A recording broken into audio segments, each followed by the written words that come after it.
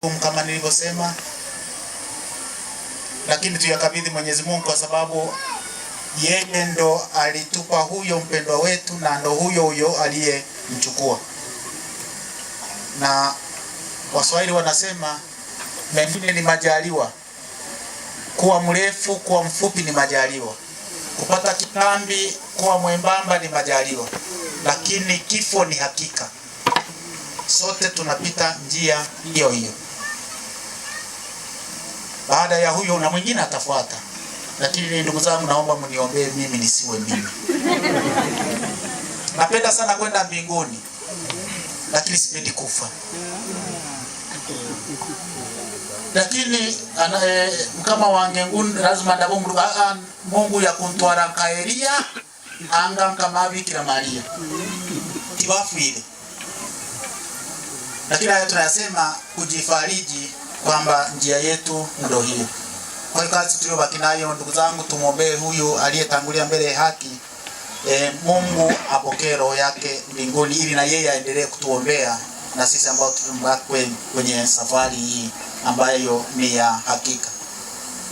Baada ya kusema hayo, kama alivyosema Mheshimiwa Diwani, tumepatana na baadhi ya watu hapa katika kukagua na kuangalia kilichotokea.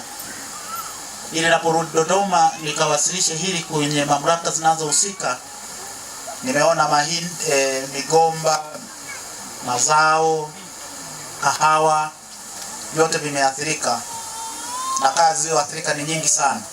Hata kama 600 au 700. 840. Poleni sana kwa yote mawili, msiba na hili janga la urubale. Yongati simam kama Mungu kaltena muyaga. Baru atiri horu katano muyaga bya kutamili. Sasa kwa wanafamilia wakafanya tathmini yao na leo nimeambatana nao. Halmashauri naomba msimame mwanzo. Hao watu ni watu wa maafa. Pole sana kwa upepo, mvua zenye mawe. Tumeona, poleni sana. Kasema niache katoni moja ya maji ni kwa kushura. Sijui anayehusika kulingana na familia ilivyo. Poleni sana.